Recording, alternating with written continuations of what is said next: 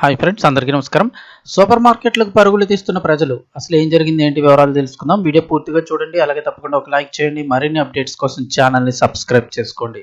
ప్రభుత్వం నుంచి వస్తున్న ముఖ్యమైన అప్డేట్స్ అన్ని కూడా ఎప్పటికప్పుడు మన ఛానల్ ద్వారా మీకు తెలియచేయడం జరుగుతుంది. అలాగే వీడియోను ఒక లైక్ చేశారంటే మరింత మందికి ఇన్ఫర్మేషన్ చేరుతుంది.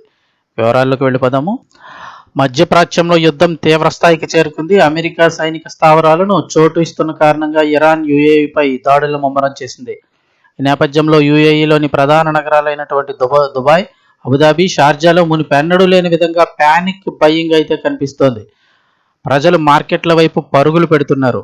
మొత్తం సూపర్ మార్కెట్లన్నీ కూడా ఖాళీ అయిపోతున్నాయి. ఎక్కడికక్కడ అందరూ కూడా కొనుక్కోవడం మొదలుపెట్టేశారు.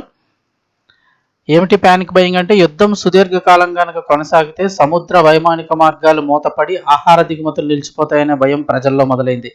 దీంతో వేలాది మంది ప్రజలు ఒకేసారి సూపర్ మార్కెట్లపై విరుచుకుపడుతున్నారు. కేవలం కొన్ని గంటల్లోనే బియ్యం, పప్పులు, వంట నూనె, మంచినీళ్ల బాటిల్ వంటి అత్యవసర వస్తువులు షెల్ఫ్లు పూర్తిగా ఖాళీ అయిపోతున్నాయి. లోకల్ స్టోర్ల నుండి పెద్ద పెద్ద హైపర్ మార్కెట్ల వరకు కూడా ప్రతి చోట గంటల తరబడి క్యూలు కనిపిస్తున్నాయి. ముఖ్యంగా కుటుంబాలతో నివసించేవారు నెలల తరబడి సరిపోయే సరుకులను ఇప్పుడే నిల్వ చేసుకునేందుకు ప్రయత్నిస్తూ ఉండడంతో మార్కెట్లో కృత్రిమ కొరత ఏర్పడే ప్రమాదం అయితే కనిపిస్తోంది అంటున్నారు. అయితే ఉద్రిక్త పరిస్థితుల వల్ల కేవలం వస్తువుల కొరత మాత్రమే కాకుండా ధరలు కూడా ఆకాశాన్ని తాకుతున్నాయి. ఆన్లైన్ గ్రాసరీ డెలివరీ యాప్స్ పై విపరీతమైన రద్దీ పెరగడంతో ఆర్డర్లు డెలివరీ కావడానికి రోజుల సమయం పడుతోంది.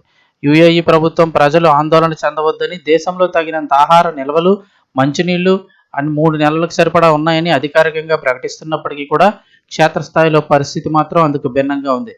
ముఖ్యంగా భారతీయులు ఎక్కువగా ఉండే ఏరియాల్లో ఈ రద్దీ మరింత ఎక్కువగా ఉంది. యుద్ధం కారణంగా అంతర్జాతీయ ఫుడ్ సప్లై చైన్ దెబ్బతింటే ఎడారి దేశమైన యుఏఈకి ఆహార సంక్షోభం తప్పదన్న ఆందోళన ప్రతి ఒక్కరిలో కూడా వ్యక్తమవుతోంది. ఈ యొక్క భయంతోటే ఆల్మోస్ట్ సూపర్ మార్కెట్ల మీద ప్రజలైతే పడి నిత్యావసర సరుకులన్నీ కూడా కొనుక్కోవడం జరుగుతోంది.